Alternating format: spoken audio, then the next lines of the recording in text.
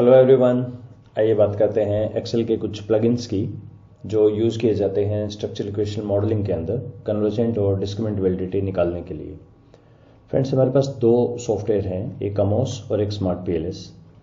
Smart PLS तो रफली सारी कैलकुलेशन खुद ही करके दे देता है, कोई खास प्लगइन्स चाहिए नहीं। हाँ, हायर ऑर्डर के लिए वहाँ पे चाहिए होते हैं, लेकिन अमोस के अंदर तो डे वन से, आपको याद होगा अगर आपने अमोस पे काम किया है तो डे वन से हमें दिया जाता है कि आप प्रोफेसर गैस्किन का स्टैट टूल पैकेज यूज़ करें।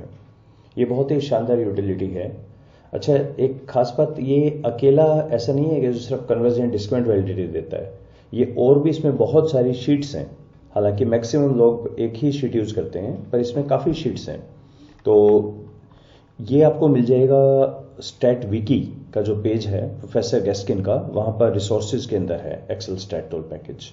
और इस प्रेजेंटेशन के अंदर अगर आप क्लिक करते हैं तो सीधा आप उस लिंक पे ही चले जाएंगे। ये हाइपर लिंक भी है। ये है जिसकी मैं बात कर रहा था। वैलिडिटी मास्टर एक है यहाँ पे, फिर इसके बाद chi square threshold, group difference, fit check, effect size, बहुत कुछ है इसके अंदर, बहुत बड़ा है ये। लेकिन लोग ज़्यादातर वैलिडिटी मास्टर ही यूज़ करते हैं। इसकी क्या खास बातें हैं, आइए देखें। सबसे पहले तो ये काम करता है लोअर ऑर्डर के ऊपर, सिर्फ लोअर ऑर्डर पे, हायर ऑर्डर पे काम नहीं करता। या आपको थोड़ा सा जो हायर ऑर्डर की स्टेटमेंट हैं बस उनको रखनी होती हैं, हायर ऑर्डर के अंदर जो लोअर ऑर्डर है उनको हटाना होता है, तब काम करेगा ये कन्वर्जेंट और डिस्क्रिमिनेंट वैलिडिटी देता है। ये काफ़ी पुराना है, आई थिंक शायद 15 साल से भी ज़्यादा पुराना है ये प्लगइन। तो तब STMT आया नहीं था, रो भी नहीं था, तो वो इसमें इंक्लूड नहीं है। कन्वर्जेंट वैलिडिटी मतलब इसमें CR होगा, AVE होगा, अल्फा होगा, डिस्क्रिमिनेंट वैलिडिटी फॉर्नर एंड लेकर क्राइटेरिया, या उससे पहले जो चलता था MSV वो मिलेगा यहाँ पे, AVE ग्रेटर देन MSV वो कॉन्सेप्ट है। एक सबसे इंपॉर्टेंट चीज, इसके कैविट जो है उस पर बिल्कुल ध्यान दें।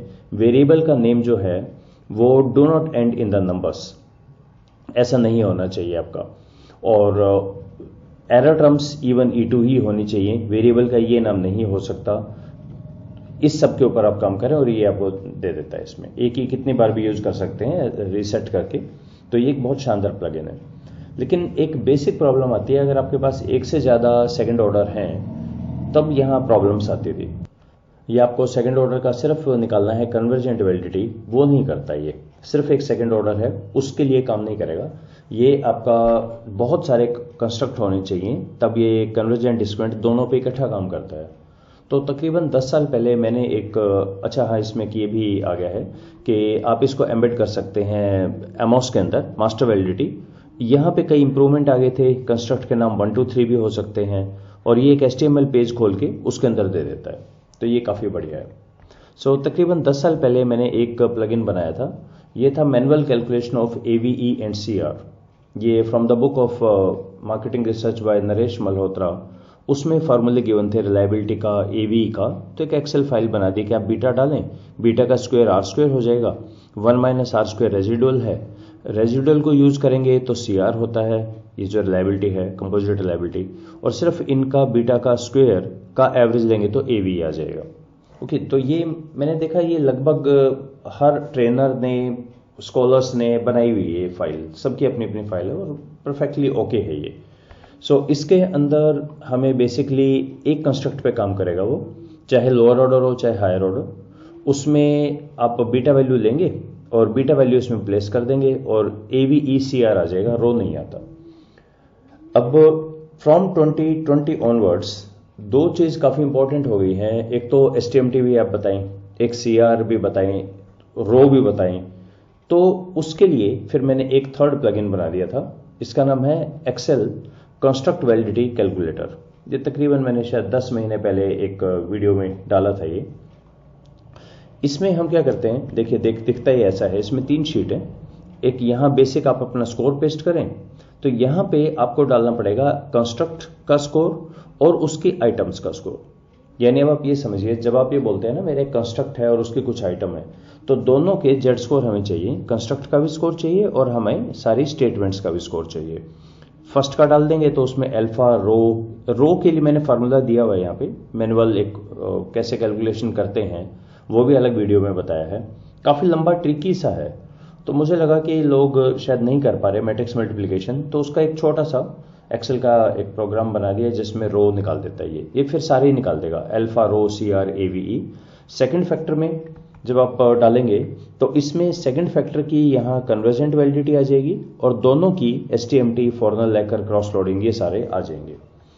इसमें क्या चीज़ है जो हमें ध्यान रखना है, ये लोअर ऑर्डर हायर ऑर्डर दोनों पे काम करता है। इंप्यूटेड स्कोर हमें यूज करना है। नाउ अगर अब आप अमोस से आ रहे हैं तो सबसे पहले आपको इंप्यूट करना पड़ेगा और उस इंप्यूटेड स्कोर का जेड स्कोर निकालना है, उसको यूज करना है। शीट 2 के अंदर पहला फैक्टर डालिए, शीट 3 में दूसरा फैक्टर डालिए। ये आपके अल्फा रो सब और STMT वगैरह सारे कैलकुलेट कर देगा, पर ये सिर्फ 2 कंस्ट्रक्ट पे एट अ टाइम काम करता है। तो ये इसके बारे में हम बात करेंगे। अमोस में हायर ऑर्डर अगर आपके पास है, एक या एक से ज्यादा, इवन थर्ड ऑर्डर अगर आपके पास है, तो उस पे कैसे हम STMT वगैरह इनके निकाल सकते हैं।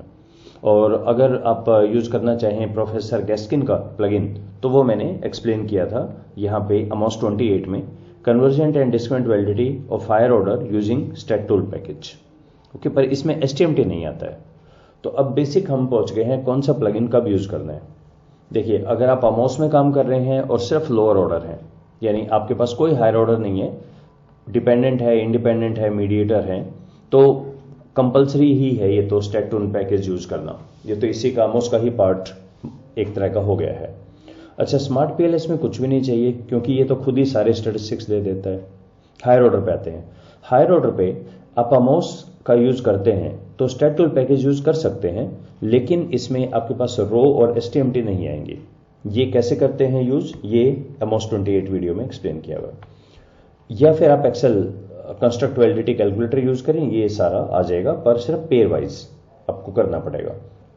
स्मार्ट PLS में अगर आप 2 स्टेज पे काम करते हैं, कुछ भी नहीं करना। 2 स्टेज पे फिर से अपने आप, यानी 1 पे आप स्कोर निकालें लोअर ऑर्डर के, स्कोर से आप हायर ऑर्डर बनाइए, वो अपने आप सारे सही आ जाएंगे। या आप हायर ऑर्डर नहीं बनाते, 2 स्टेज नहीं करते, तो ये वाला प्लगइन आप यूज कर सकते हैं, एक्सेल कंस्ट्रक्ट वैलिडिटी कैलकुलेटर। तो इसको यूज करके हम आगे कैसे काम करेंगे अमोस के अंदर हायर ऑर्डर में, वो हम फिर नेक्स्ट वीडियो में देखते हैं। So let's stop here. Thank you.